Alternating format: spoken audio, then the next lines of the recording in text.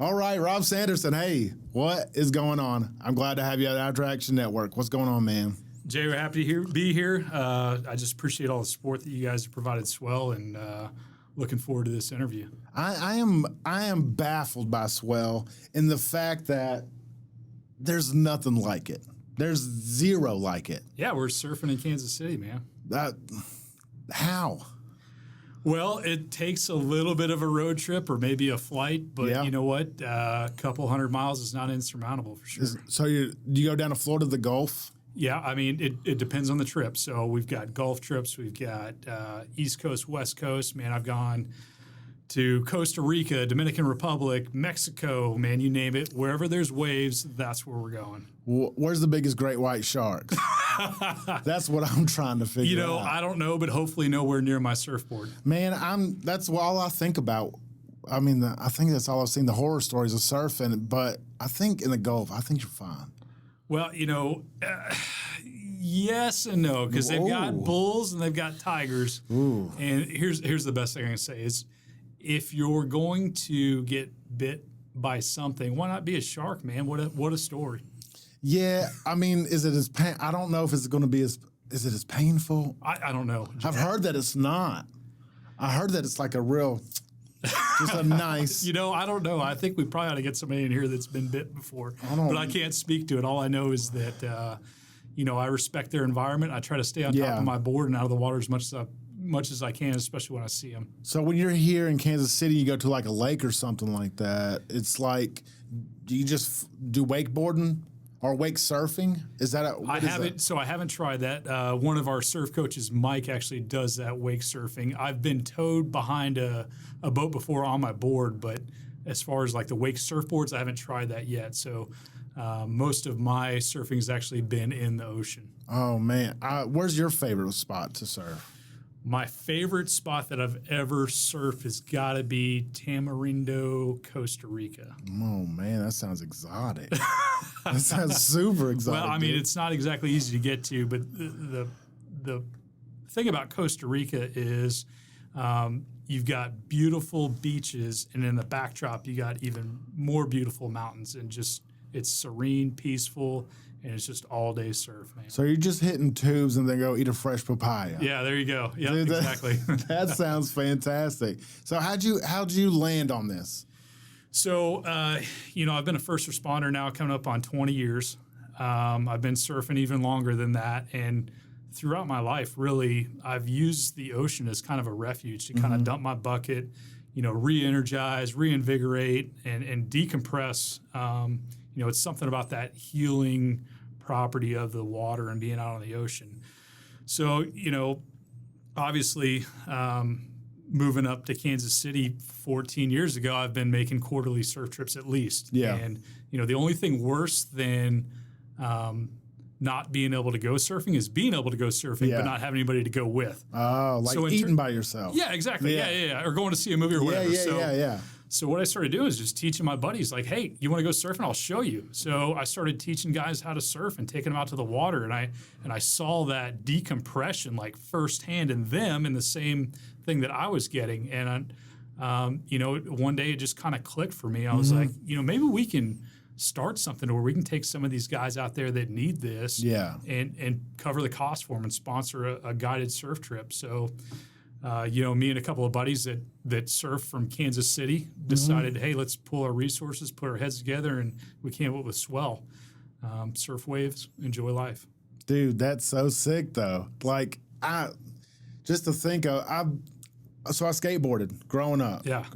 I couldn't imagine, like, hey, a bunch of veteran friends, hey, we all got screwed up over in Iraq. Let's go skateboard. We tried to skateboard in the parking lot the other day. Dude, it was horrible. Yeah, well, you get a little long in the tooth for the old asphalt. Yeah. Then I'm scared of drowning too. But I think I know it's doing something hard that brings guys together.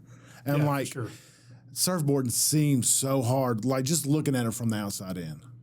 So, I guess it can be, but with you have proper instruction, it can kind of, maybe take that edge off a little bit more. But that's kind of the point to it. So there was a doctor that did a study on a different organization, and he studied this organization would take veteran surfing, and he studied kind of the effects of it. And what he found is self-efficacy, or the ability for somebody to accomplish a goal or improve upon something or do something they didn't think they could do is actually more beneficial for those suffering with PTS than traditional therapy. Yeah. And that was Dr. Crawford. So that's kind of part of it, and why I think it actually works in Kansas City, because it's such a novelty type of idea. It's like there's not a lot of people that surf here. No. And taking a group out to the coast, teaching them a new skill, getting them out of their comfort zone and getting them to accomplish something is really a benefit. And I'm sure like that initial fear level is super high because you're ignorant about what to do. I'm sure the instruction's great, but I'm just saying you're in your head at the moment. You're getting on a board. You got to figure it out. You're in the ocean like, oh, I'm actually doing this. But I'm sure it's like once you stand up and actually ride the thing, it's got to be elation. Nuts. Oh, elation, man. yeah. And I think what you described is mindfulness. Yeah. And when you're mindful about something, whether it be skateboarding, mountain biking, fishing, whatever, horsemanship, you're focused on that. All that other kind of minutia stuff just kind of melts away and allows you the ability to process whatever cumulative stress or trauma you might have experienced and really kind of get out of your comfort zone, like you said. That it is really along like war horses for veterans. Absolutely. Just getting on that horse and trying to figure it out. And you're a part of that system. In that moment, you're there. Yeah. And I guess it's like that with a surfboard too. It really is. And we've actually partnered with war horses on a few different things. And they've really been very helpful to SWEL. And I went through their one-day clinic, and it was weird, just the parallels I was able to draw between horsemanship and surfing, and the fact that, like I just described, having to be in the moment and not necessarily in control, and just having to kind of ride that out and what that can do for you. It's really, it's so fun. I would, just go down to Florida just to think about, like Panama City. Yeah. Go hang out down there and just surf. That would be so cool, man. Yeah. Well, let's go. Grab your board shorts, brother. I got to get to Alaska in a couple days. Okay, so all right. I'm going the opposite way for now. Have you ever surfed up there? So no, but one of our surf coaches, Reggie, actually did surf Alaska in a dry suit. And he's got pictures and videos, but it's crazy. And I've seen they've got a surf video out where people are surfing underneath the northern lights at night. Unbelievable. What? Yeah. That's a little too chilly for me. Like, California's cold enough, but I prefer to be warmer waters. Like I said, Costa Rica, Mexico, Dominican, that's me. The Southern Hemisphere? Yeah. Oh, I could have, in a wetsuit at night. What is going through these guys? Are they super, super extreme? I think they've got to be. Something's got to, but I mean, to surf underneath the northern lights in Alaska, it's got to be an experience. I just don't know like how insane you've got to be to actually paddle out. You should try to do it. Just do it once, man. I guess there's always that opportunity, right? I'd like to paddleboard too. Yeah. Do y'all do that also? Do you just do surfing? So, that's a good point you bring up. I think we're going to have contingencies too, because especially the Gulf trips, like, it's kind of unpredictable in the summer as well. Yeah. But to have the ability to say, okay, hey, surf's flat, but we've got paddle boards we're going to go hit either this natural spring, or we're going to take a tour down, this beach or whatever, is certainly a good option. And paddleboarding isn't quite surfing, but, it's fun. Yeah, I've only seen a couple people paddleboard ever. That seems hard too. Yeah, it's not really. If you surf paddleboard, that's difficult. But just paddling around the lakes, like surf paddleboard. Yeah, so there's people that'll go out there that they call it YOLO or paddleboard or SUP or whatever. They'll go and paddle out into the lineup and then paddle into waves and then carve them. Oh, just hang on to the hang on to the paddle. Yeah. No way, dude. That's crazy. Yeah. I've never seen anything like that. Like, I heard Corpus Christi has some decent stuff out there. Like, do you ever go out that way? Yeah, actually, I was there last weekend. Oh, really? Yeah. So I went to college at Texas A&M Corpus Christi, and the thing about Corpus Christi has consistent surf, but it's consistently bad. So, gotcha. But there are ways. You actually learn to be a little bit better of a surfer, I think. Yeah. Rather than, I don't know, but I would assume like the people in Hawaii are pretty spoiled, and maybe they couldn't go surf like the Gulf Bush like we can.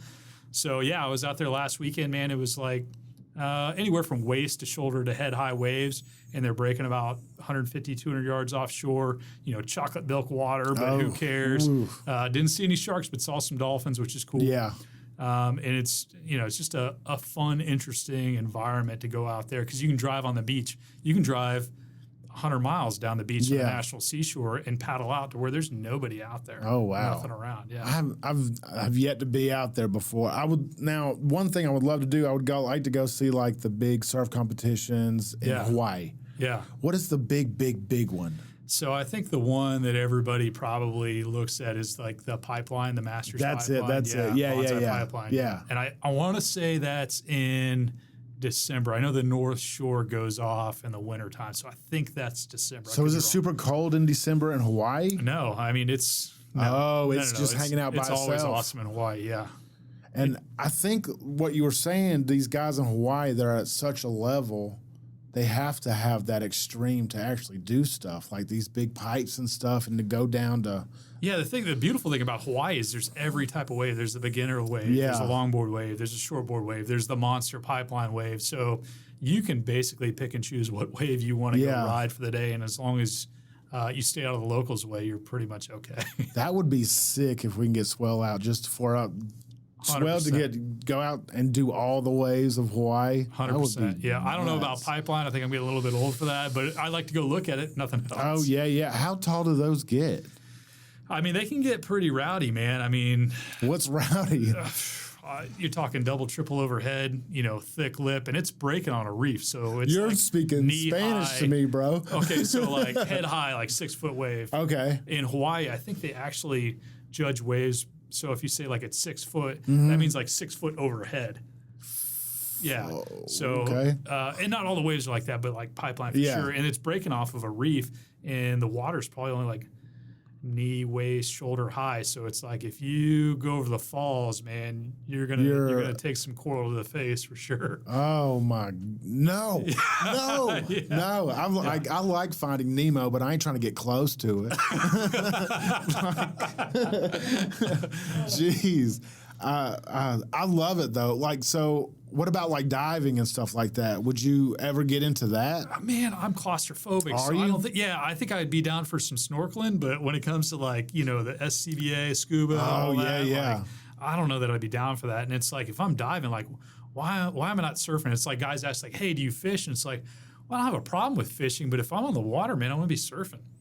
Yeah, I've never had that thought in my brain ever. I just want to fish. I used to do these kayaks with the pontoons and go hook up to sharks. Yeah. Just get pulled out into the Gulf and then tire them out, and you're tired out, but you're miles out. Yeah, that doesn't sound like a good idea at all. It's fun. Yeah, okay. It's super fun. Yeah, that sounds scary. You could do it, man. No. Yeah, I'm not extreme. And these people who like salt life. I think if you don't saltwater fish or surf, you can't wear a salt life sticker. Salt life stickers. You know, I know. You know what? Drop the salt life sticker. Come get a SWEL sticker. I know. Yeah, exactly. Like we stand for something. I don't know the story, but behind salt life, but to me, it's kind of gimmicky. Oh, I think so too. Yeah. We got way cooler stickers. Well, there's people in Kansas City and Wisconsin that have salt life stickers. They're everywhere, man. Why? Yeah, I don't know. It's a great market. Do they make great shirts? I don't know. I think the only thing I've ever seen is the salt life stuff. Your logo's better. Yeah. Well, thanks. Always. Yeah. I mean, I'm a little bit biased, but I think so too. And not only that, but it stands for something, man. For sure. We reinvigorate our nation's heroes through surf. That's what we do. And man, y'all are going through it now. Yeah. All of us, man. Like everybody that took the oath, it's a tough time, man. It's the worst I think it's ever been. Yeah, for sure. I don't even.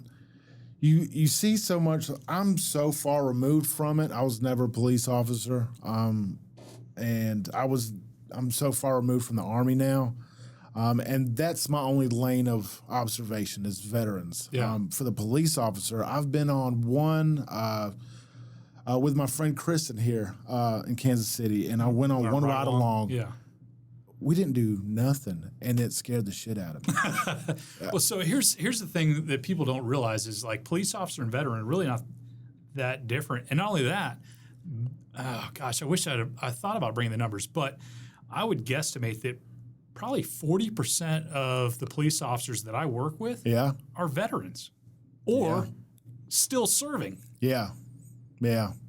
We start off when we're young. Yeah. And you get that mentality, that teamwork, you're that wolf pack, and you got this grind all the time, and you've got your highs and lows and highs and lows. One thing I did learn at War Horses is from Jenny Prohaska telling me about the turnaround for police officers.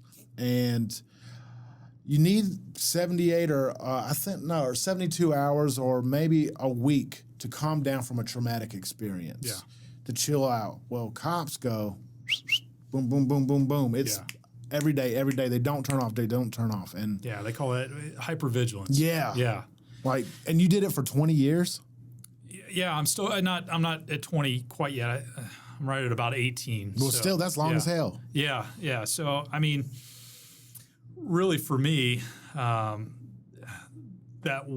way that I can turn off that hypervigilance is through surfing. And I'll tell you why, because you paddle out in the water. Like, I can't bring my radio out there, so I don't have to listen to that. Exactly. Can't take your phone. Can't take my gun.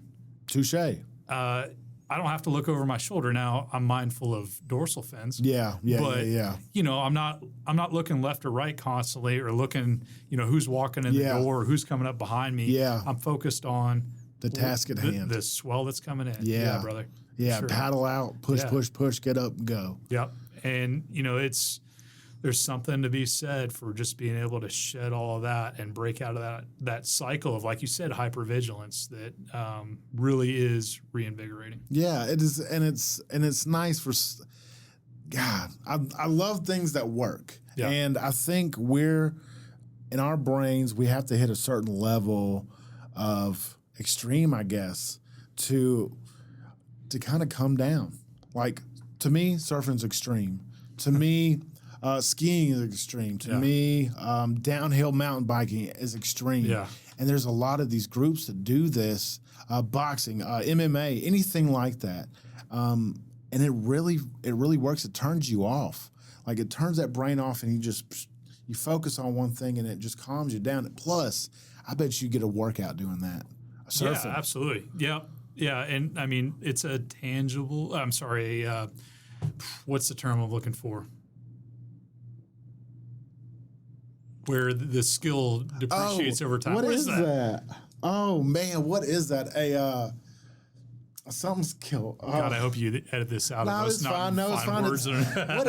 What perishable skill? Yeah, all right. Yeah, so it's a perishable skill. Yeah, so I surfed February, and then I hadn't surfed until last weekend, and man, I'll tell you what, my paddle muscles were not in shape.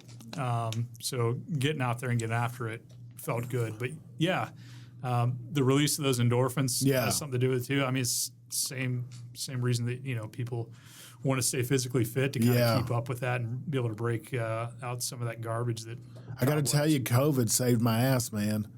This whole thing shut down. It forced me to work out. Good for you. I freaked out. You lost weight. How much weight you lost? I was 290, 300, and I'm down to 245 right now. Good for you, man. Yeah. Dang. Riding a bike, lifting weights, rucking. Doing that yoga? Yoga, dude. Yeah. For real. Yeah. It works, and it really kind of clears my mind. And it's harder than people think. So I've done yoga before at a studio, and man, I tell you what, it's a lot more difficult than I thought it was, because I thought it was kind of a joke too, but I needed to improve my flexibility. Man, it's tough. I can put my toes to my nose, and I'm a big dude. Like, I can really, really do it. And like, trying to do all these, there's like gorilla dragon ninja poses, and I'm like, it is really, really hard to do. And I follow this chick named Sarah Beth, and she's really, really good. Yeah. If you ever get into it, man, just YouTube Sarah Beth. Sarah Beth. Is she local? I don't think so. Yeah, she seems like a California girl. Okay. I don't know. I think it's huge out there. Yeah. Well, yeah. Well, it's here too, and like, there's a lot of studios. I've done yoga out at the farm. You got yoga pants? No, I just wear draws. Okay. Like, that's you're just out there and you did nothing else? Yeah, that's it. Right. I tried it in the nude. Yeah. It just don't look good. You gotta be careful as you put your toes to your nose. Gross. I didn't even think about that. Yeah, like just lying down doing the. I just like to do it, man. Yeah. And if you do that, if you get super flexible in yoga or whatever, I'm sure it could like really translate into surfing. Yeah, well, I mean, there's balance. There's that core stability. The endurance of those small, fast twitch muscles for sure. Yeah. So is it in like skateboarding in that you lean, rock, and you're just turning and just riding that? Yeah, I mean, I think it's probably similar. I was never a good skateboarder, I guess. Like I did a little longboard skateboarding.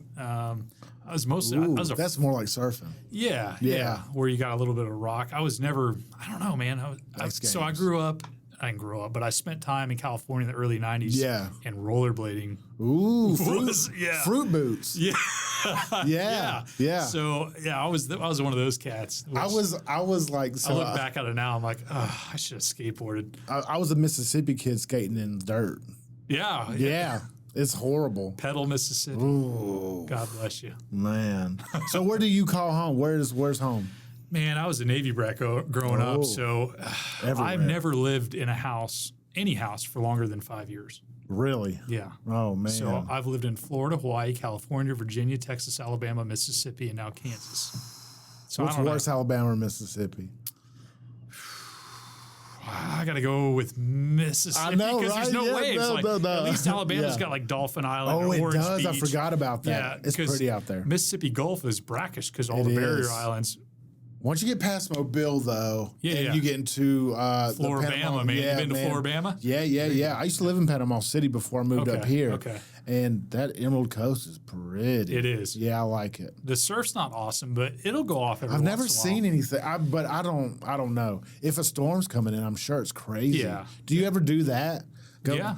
Just go out before hurricane's coming? So the best time to surf is not before, but it's like right after because the storm has passed. It's usually beautiful as long as it didn't blow everything up, And then you still have that kind of ripple effect of the groundswell coming through, and the wind's usually calm. Before a storm, it's usually like rowdy. Yeah. If it's way out in the Gulf, you'll get some ripples. So if you think of like dropping a rock in the water, like the inner ripples are pretty rough, but the outer ripples are really smooth. So you either want really early or right afterwards for storms. Yeah. Well, shit. I never thought about that. Now I've opened a large umbrella in the yard when a hurricane is afoot. Yeah, just I can't remember. It wasn't Katrina. Poppins. I was gone. Well, me and my brother got dragged across the yard. Yeah. That's so I rode out Katrina in the Mississippi Gulf Coast. Oh, I was working down there at the time. That's what brought me up to Kansas City, as a matter of fact. Blew me all the way up here. I was in Korea and I couldn't get back home. I was bummed about that, man. You guys had damage all the way up in Petal. I mean, they knocked down I-49. They knocked the trees down all the way to Hattiesburg. And Jackson. Yeah. It was crazy. I grew up hearing about Camille the whole time. Camille. Yep. I'm not that. What's that, 69, 68, something like that. And then this one hit, and I'm like, I missed that too. Well, I wouldn't say you missed much. It was horrendous, that's for sure. Yeah. Well, I can't remember there was one that went through Florida recently. I can't remember. That was pretty devastating. It hit Panama City. I don't know if it was a 5 or not. But you know what? Since moving to Kansas, I love it here. The people there's still that Southern hospitality. Yeah. There's really good food, a variety of food. Yeah. There's so many different walks of life, but you've got that conservative kind of country feel still where you need it. Yeah. And then you've got that advancement, what's that word? Diverse. Yeah. And it's blowing up here. I think this is the perfect market for you. I think Kansas City is perfect because who would think it? Yeah, I mean, it's a bit of a novelty, but again, I think that geographical separation of that cumulative stress, whatever it may be, and taking you out of your comfort zone down to the coast is important. And not only that, but people like the coast, man. They're, people vacation around here. They go to the beach, so they're making these trips already. Yeah, the last time Salt I was life. Salt life. They're taking their Jeep. Ooh, some Michelob. Is that the Champagne beers? No. That Michelob. No, what is the champagne of beers? The Miller High Life. Miller High Life. Yeah, this is the water of beers, but it's. Is it? Yeah, it's hydrating. I'm gonna hydrate 100%. There you go. So, what's your next goal that you got going? So we are currently planning a trip, August 21st to the 24th. We're taking a group of 3 police officers from the Overland Park Police Department. Yeah. That were close to the officer that was killed in line of duty recently, Mike Mosier. Yeah, Mike Mosier. Taking, his best friend and a couple of other close people to him. And then Warhorse is actually sponsoring a group of veterans to go with us. We're going to kind of collab it. And we're going to Southern California, Seal Beach, near Long Beach, California. We're going to blow it out there for a couple of days. We're going to do a paddle out for Mike. I've reached out to a couple of like Surfrider Foundation, a couple ocean conservation places to see if maybe we'll be able to do some ocean conservation while we're there, trash pickup, beach cleanup, something like that. Yeah. So that's the goal right now. We've raised some funds. We're obviously looking to raise more to make sure that we do it right for these guys and get them out there and allow them an opportunity to decompress a little bit and get away from. They had a rough year. Yeah, for sure. Yeah, that was devastating. Yeah, that was real bad. I'm glad that they get this opportunity to go out there and chill out and talk over it in a different context. I mean, yeah, you're back home and you talk over it with your brothers, but if you just move positions, it makes it feel a little bit better. Yeah, and for plus sure. you're doing something hard. Yeah, and the weight of the world's on not just these 3 officers, but a lot of the officers in that department right now because they're having to be strong for the family. They're having to be strong for each other, the FOP, the community, and they're working full time. And right now, it's not the most awesome thing to be a cop. That breaks my soul, dude. That breaks my soul. Yeah. And I thought about talking to you a lot today, and that came up in my brain a lot. Was like,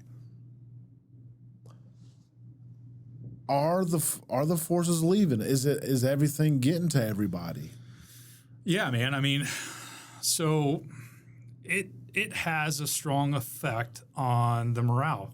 100%. Yeah. Because, much like the military, these men and women live to serve. Yeah. And I'm not going to deny that there's not a few bad apples out there because there is. Yeah. And everybody saw recent events and everybody's on the same page with the people that are outraged and the people, because when something like what happened and what that individual did, he screwed everybody nationwide. Yeah. And it's like, we were rolling good with, hey, we appreciate frontline workers and then this happens.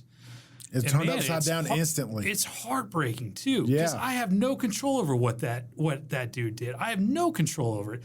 They're under a completely different training program. It's heartbreaking because I feel like I've spent 18 years pouring my heart and soul into the community and trying to be a good cop and a good person above all. Yeah, for sure. So I want to tell you a story. Okay. This isn't something that I necessarily advertise, but I just want to kind of break it down for you so that you maybe see my perspective, because I see 2 things. One, I'm a cop. Yeah. Okay. But above that, I'm a good person. For sure. One of the last arrests that I was involved in before I transferred to the staff services position I'm in now was a lady that went to a grocery store and she shoplifted like $100-something worth of groceries. Yeah. So my crew stops her, okay? So I'm supervisor. I go up there and we talk to her, and she's a very nice lady. She doesn't have any money to buy groceries for her kids. Yeah. So I go talk to the store manager. I go, hey, look, here's the deal. She's got groceries, man. And the manager goes, hey, look, store policy, we got to have her arrested. And it's really out of our hands at that point. So we've got to arrest her, okay? So we've stopped her away from the store. So she's driving. Yeah. She's got this carload of groceries. So what I do is I tell my guys, okay, go ahead and arrest her. Park her car in this parking lot. So I unload those groceries into my patrol car. I drive to the grocery store. I have the cashier ring them up. It's over $100. Yeah. I take out my credit card. I pay over $100 in groceries out, and I don't make a ton of money. Yeah. And I drive it to her apartment, knock on the door. Her boyfriend and 4 children are there. Yeah. Deliver the groceries, put them in the fridge, so now they've got food. I take the boyfriend and the youngest kid and I drive them in my patrol car back to the car, pick up the car, they don't have a tow bill, and bring it home. So I made an arrest because I had to, because that was the cop thing to do, and I didn't have a choice. But I had a choice to be a good person or not to be a good person. And in that moment, over 18 years, I mean, I don't want to sit here and brag, but I've seen not only the stuff that I've done, but other officers consistently do these things well above and beyond what's typically expected. Exactly. I think the whole defunding part, I think it's a different. I think the things that are happening now, people are trying to get away from try to disband all police. That's impossible, and the dumbest thing you could ever do. It's the dumbest thing you could ever do is not have checks and balances, and if we're a community together, like that act that you did for that lady, and those add up, man. As long as you got love in your heart, you win. Man. You win in life, and just the way the climate is now, man. You have an impossible job. A cop nowadays in 2020 is the most impossible job. I've heard stories of cops going to go to Walmart and they said, "Hey, you can't shop here. We have the right. Get out." Yeah. What? Wait, this family, they got a life too. They're people too. Yeah. And we're putting stuff in their fast food if they go get a lunch. It's crazy. I don't understand how we got here. I'm not going to pretend I know how. I'm just baffled by it. Here's the deal, Jay. I think that, obviously law enforcement over the last, several years has not done itself a service in certain areas, in certain instances. And it's, with social media and body cameras, this stuff is being recorded and captured and played on a nationwide, worldwide venue. So I'm actually for reform. And honestly, Jocko Willink and Joe Rogan were discussing it, and I completely agree with him. So what Jocko said was that the Navy SEALs train for 18 months for a 6-month deployment. True. Okay? So the typical police department, they get 2 hours of combatives training for the year, and then they're constantly thrust weekly, daily, depends on where you work, into these situations to where they need to perform 100%. Yeah. They get 2 hours of training. So we do need some reforms, but what we need to do is spend far more time training. Like 1 day a week, you need to be shooting, you need to be driving, you need to be doing combatives training, you need to be de-escalation, scenario training, CIT. Like this is how you deal with, Joey and I have talked about better relations between veterans in crisis and police officers. And why is that not better? Why are we still having bad outcomes? And I think it's a combination. I think it's training. Spread too thin. Yeah, and the inability to have a positive release valve for you too. So like what we're doing, I think it's important to have these positive outlets, whether it's horsemanship or art or whatever. You need to be able to decompress and turn off Otherwise, you're going to become numb. So I think the defund the police, like I get what people are saying. I get the outrage, completely understand it, but I think it really needs to go the opposite way.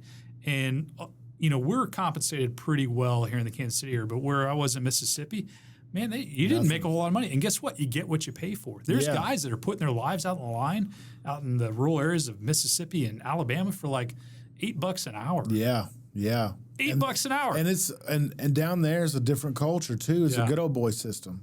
And there's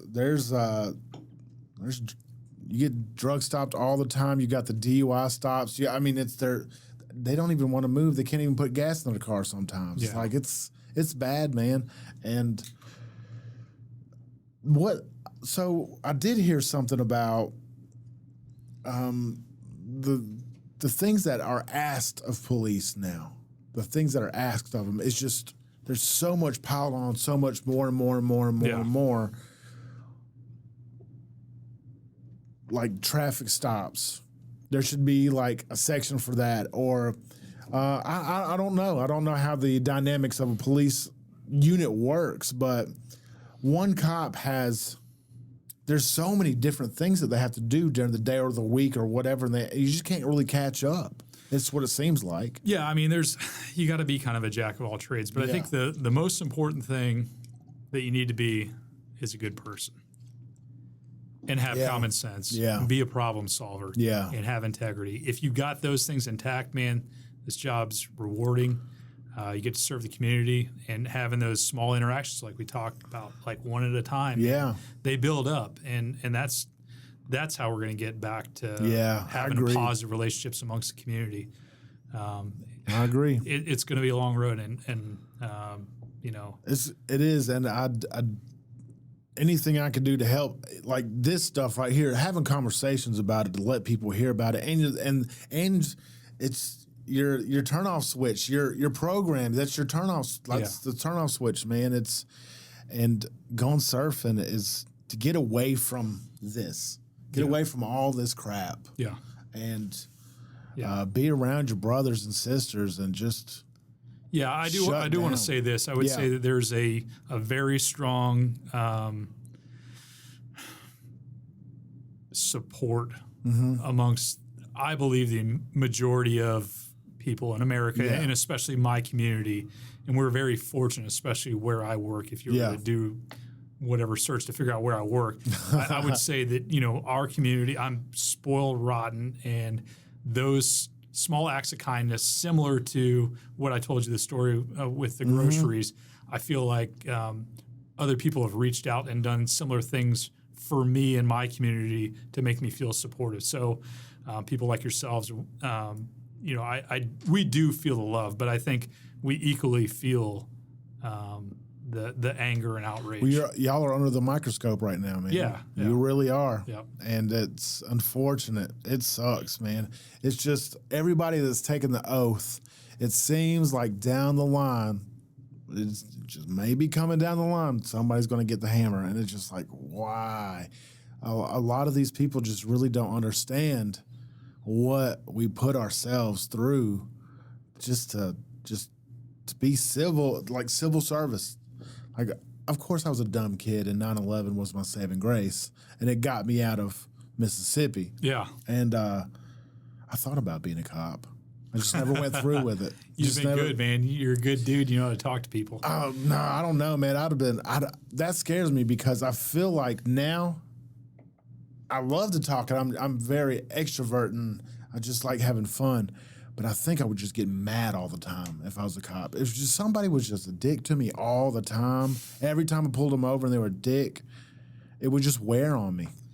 Yeah, and I guess it's not like that. I guess that perspective is similar to maybe people assuming that every cop that pulls them over is rude. So I would say the vast majority of our contacts, even today, there's fairly positive interaction and a mutual respect. And really, I think what's important to note is that, you know, if I show respect, generally I receive it. Not all the time, but, you know, if you come off of a place from respect, I think the general public, whoever you might be dealing with, whether it's a criminal matter or a civil matter or somebody that needs their tire changed, you can kind of reciprocate that. So.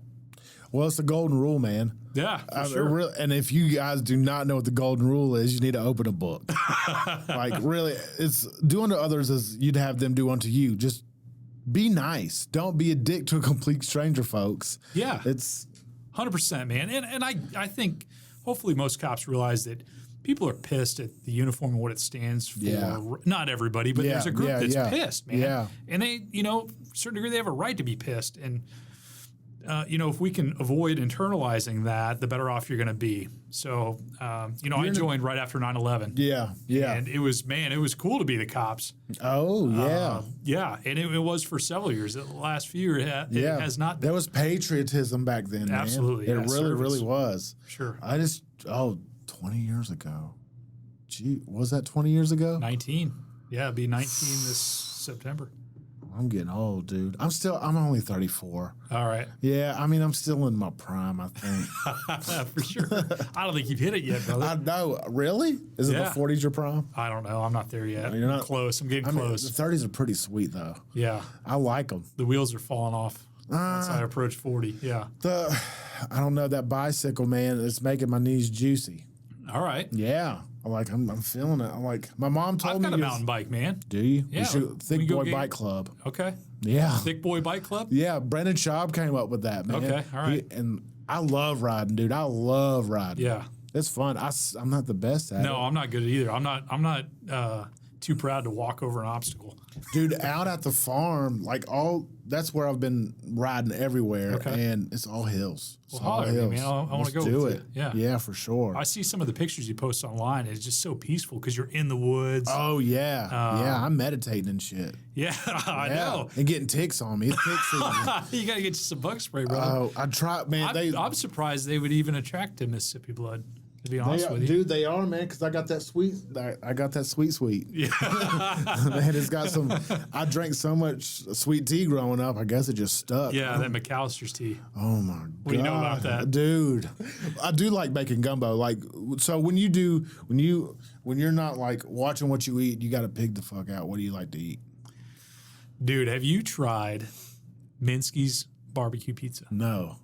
What? No. Dude, it's okay. So they have a cauliflower crust, which sounds food. Keto. But it's delicious. It's not. It's super not. Okay. Well, I don't know. Maybe the crust is, but they take what KC Joe's barbecue brisket and like pulled pork, and they throw it on a pizza. And it's not like just a handful. Like, it's thick, bro. Like, you're getting full bites of brisket in this pizza. Get the fuck out. Yeah, so they're doing it, I think. They brought it back this summer.